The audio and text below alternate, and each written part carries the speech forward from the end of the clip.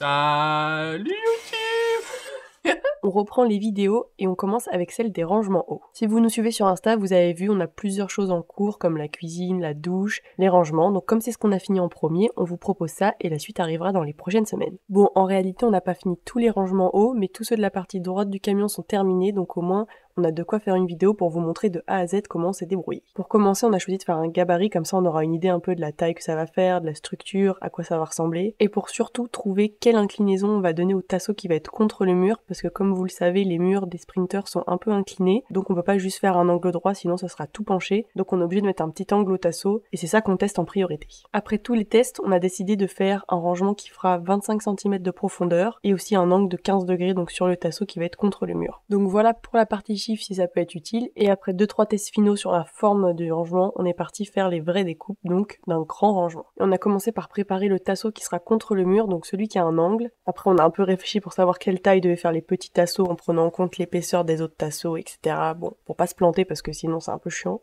Une fois qu'on avait toutes les bonnes petites découpes, on a commencé à assembler le tout. Donc là c'était plutôt simple, fallait juste trouver le bon forêt, après on mettait un petit coup de fraise, et le plus chiant c'était d'assembler les tasseaux entre eux pour qu'ils soient bien à angle droit, ça c'était un peu relou, mais bon ça se fait. D'ailleurs à la fin de l'assemblage, on a quand même aussi rajouté un angle sur le tasseau qui va toucher le plafond parce que là aussi c'est un peu incliné, et une fois que cette première partie a été finie, on a été la tester.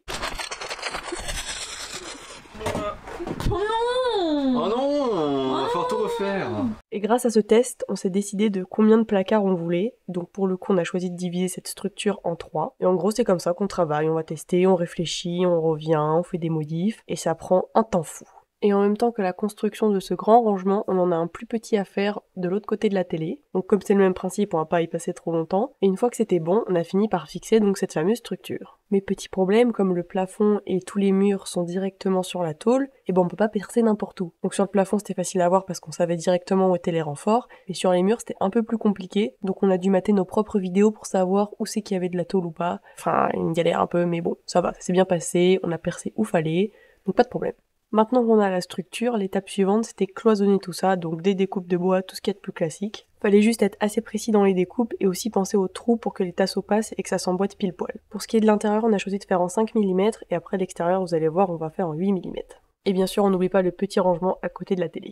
D'ailleurs, pour se compliquer la vie parce qu'on aime ça, on a décidé de relier les deux rangements, donc le petit avec le grand, en faisant un espèce de petit pont au-dessus de la télé. On s'est dit qu'esthétiquement ce serait sympa, donc voilà, un nouveau défi, on verra bien. Et maintenant que les découpes de bois c'est ok, on est passé au ponçage et à la peinture. Une fois les premiers bois prêts, on a tout ramené dans le camion pour les fixer définitivement. D'ailleurs, avant de les fixer, on a rajouté des trucs pour certains. Là, par exemple, c'était les indicateurs d'eau. Donc pour l'eau propre et l'eau sale, ce sera affiché juste ici. On a dû également passer quelques câbles parce qu'on a des spots à mettre pour éclairer directement la cuisine. Et une fois tout ce petit bricolage fait, on peut passer aux fixations. Pour ça, on a fait un petit travail à la chaîne, Roro qui perce, Mathis qui fraise. Et après, je suis devenue chercheuse de vis, un métier que j'affectionne particulièrement. Puis cadreuse. Bon, et après, je suis un peu partie en couille parce que j'ai eu une GoPro à Noël, donc voilà, j'ai fait des tests, quoi. Une fois qu'on a posé et testé les spots, on a vraiment tout fixé, donc que ce soit l'intérieur et l'extérieur. Grâce à tout ça, on a pu retester un peu notre petit pont avec les finitions. Comme c'était bon, on a fini le petit rangement sur le côté, et après on a définitivement fixé le petit pont qui va raccorder les deux rangements. Maintenant on arrive au moment où il faut créer les portes, savoir comment on ferme, voilà, ce qu'on veut un peu faire, et surtout respecter quelques règles pour pouvoir l'homologuer par la suite. Et donc l'un des trucs qu'on devait respecter, c'était avoir un petit rebord pour tous les rangements hauts pour pas que les affaires tombent. Donc là on s'est dit, bah on va d'être ça, on fait un cadre, on fait une porte, comme ça, il y aura un petit rebord dès le début. Donc on part sur cette idée. Donc on fait nos premières découpes, on fait notre cadre, nos portes, jusqu'ici tout va bien. Et une fois que tout est découpé, rebelote, on refait de la peinture, on prépare tout, donc pour l'instant on se fait pas chier, on met vraiment tout en blanc et on verra après. Et on retourne dans le camion pour fixer ce qu'on a peint, à savoir une pièce pour le pont et l'espèce de triple cadre du grand rangement. Après ça j'en ai profité pour peindre parce qu'avec les tasseaux qui étaient couleur bois et tout ce qu'on avait rajouté, il y a du blanc, du bois, donc c'était un peu le bordel, donc j'ai tout peint en blanc. J'ai également bougé quelques trous avec un joint acrylique, pour ensuite refaire une couche de peinture, pour finalement arriver à la partie la plus complexe de la vidéo, faire des portes stylées, pratiques, efficaces, enfin bref, faire des portes. Et la première étape pour fixer ces portes, c'était mettre des charnières. Nous, on a décidé de prendre des charnières invisibles, donc qui se mettent à l'intérieur. Et pour le coup, c'est pas très facile parce qu'on n'a pas accès à l'intérieur du rangement, donc on est obligé de le faire porte ouverte, donc c'est pas précis pour que ça tombe pile poil sur la fermeture. Mais bon, sur ça, on s'est débrouillé. Après plusieurs essais, ça tombait à peu près bien. Donc ça, c'était un peu la porte test, comme ça, et pour les prochaines, ce sera normalement un peu plus facile. Le problème qu'on a, c'est comme j'ai dit, on a pris du bois 8 mm parce que c'est ce qui nous restait, on n'avait pas envie d'en racheter alors qu'on en avait déjà plein. Mais c'est un peu trop fin et du coup, même les petites vis, elles passent légèrement au travers. Donc franchement, si vous avez le choix, autant prendre du plus épais. Nous, on a fait comme ça, peut-être qu'à l'avenir, on le changera, on verra. Et le deuxième truc bien relou à respecter pour l'homologation, c'était en gros de mettre des loquets. De base, on voulait mettre des aimants, mais c'est interdit. Donc on a pris des espèces de loquets intérieurs, un peu invisibles aussi. Mais autant vous dire que c'est très très chiant à installer. Allez, full pif comme d'habitude.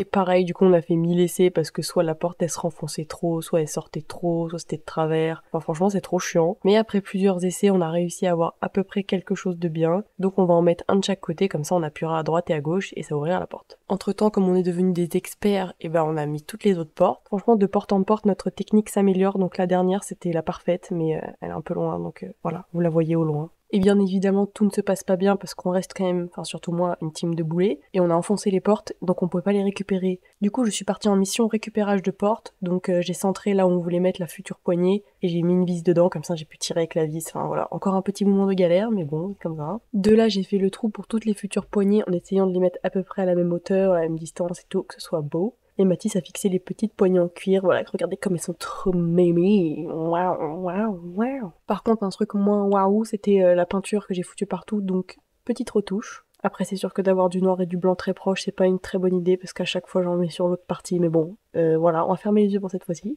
Et donc la dernière étape pour ces placards, c'est de fixer nos espèces de loquets, verrous qui sont obligatoires si on veut le faire homologuer. Mais ce qui s'annonçait plutôt simple, c'est vraiment compliqué de fou parce que comme vous pouvez le voir, de chaque côté on a des tasseaux, donc c'était pas assez large pour les mettre. Donc on a dû redécouper des petits tasseaux qu'on a peints, pour après pouvoir les lisser et finalement mettre notre petit loquet. Donc franchement c'était déjà une étape en plus hyper relou parce que les rangements sont tout petits et c'est pas pratique. Et tout ça pour ensuite galérer à trouver la bonne hauteur pour que ça s'enclenche bien, pour que ça ressorte pas. Enfin vraiment c'est trop chiant.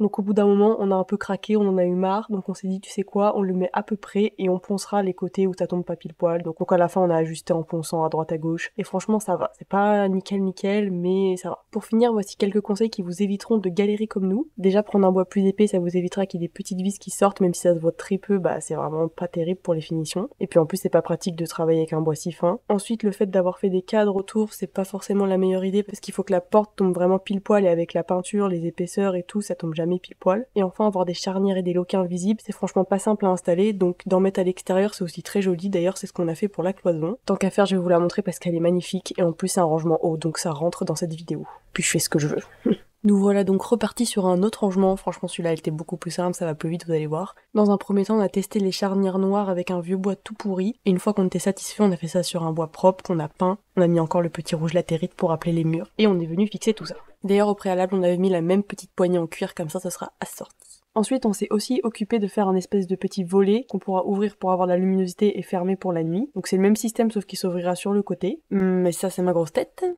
Un cadrage vraiment qualitatif. Une fois qu'on avait les bonnes découpes pour le bois, on a testé les charnières pour voir un peu comment on allait pouvoir l'ouvrir, parce que comme l'ouverture est assez grande, on savait que ça allait taper contre le mur, donc il y aurait 2-3 petites modifs à faire. Une fois bien positionné, on a pu visualiser ce qu'on devait enlever, donc là en l'occurrence un petit bout de coin, et du coup ce petit trou fera office de poignée, on aura juste à glisser le doigt pour l'ouvrir. L'étape suivante c'était choisir avec quel système on voulait maintenir nos portes fermées, donc on a choisi quelque chose de classique, des petits loquets, on a été en acheter des noirs pour que ça aille avec le reste, mais avant de fixer tout proprement, j'ai dû m'occuper de faire des petites finitions, parce que comme c'est une cloison fait maison, bah c'était pas nickel, il y avait des petites retouches à faire. Donc là j'ai fait des petits joints pour boucher un peu et que ce soit tout propre. Et après pour vraiment avoir des belles finitions, à voir si on peint ou si on met des baguettes d'angle, mais ça on verra vraiment pour la fin. Et pour en finir avec la partie cloison, donc on a mis nos petits verrous. On a fait ça avec précision comme d'habitude parce que Mathis il aime bien quand c'est bien aligné. Ceux-là comparés aux autres ils sont vraiment faciles à mettre parce que ils sont à l'extérieur, donc tout simplement c'est plus facile, on peut fermer la porte, voir où ça tombe pour mettre la deuxième partie.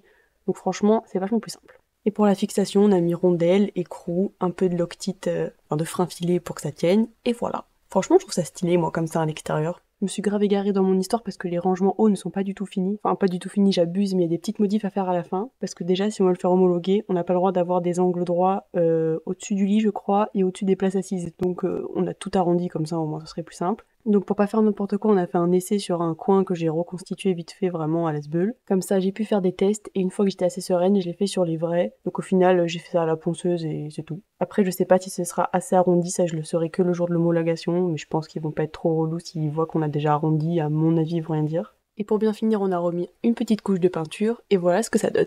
En autre petite finition, on a décidé de mettre du lino dans les placards parce que on avait acheté du lino mais qui était pas à la bonne taille, donc autant s'en resservir pour autre chose. On s'est dit que ce serait sûrement moins salissant que juste la peinture et en plus ce serait facile à nettoyer et puis voilà quoi. J'ai donc fait des découpes pour chaque placard que j'ai testé et une fois que c'était tout bon, on a dépoussiéré au maximum la zone avec un petit pinceau pour faire les coins et l'aspirateur pour aspirer. Et après on a fixé tous les linos avec du scotch double face comme vous pouvez le voir. Et voilà, juste posé, bien appuyé et normalement ça devrait tenir. Et on arrive à la dernière petite finition qu'on a faite à ce jour, à savoir cacher et protéger les câbles des indicateurs d'eau sales et propres. Pour ça, on a juste mis un petit tasseau en bas, un tasseau en haut, et grâce à ces tasseaux, j'ai pu mettre la petite séparation que j'avais faite. Sauf que pour bien finir une vidéo, il faut que je fasse une boulette, c'est donc le moment de ma boulette. T'as pas oublié un truc là. Et là, j'ai mis un quart d'heure à comprendre que je n'avais pas remis les indicateurs, donc forcément, c'est un peu bête quoi. Voilà. J'ai envie de crever. J'ai finalement réussi à mettre cette cloison, heureusement. Et puis voilà pour cette partie dérangement haut. Après, il reste toujours le petit pont au-dessus de la télé, on sait pas trop ce qu'on va faire. On avait fait des petits tests, mais c'est tellement petit que c'était trop galère. Donc on verra à l'avenir, on vous fera peut-être une update de nos petits rangements. Et voilà, je pense que c'est fini pour cette vidéo. Sachez qu'à l'heure où je vous parle, on vient de tester tout le circuit d'eau, donc on a testé la douche et tout, donc ce sera peut-être la prochaine vidéo à voir. Donc à bientôt, bisous.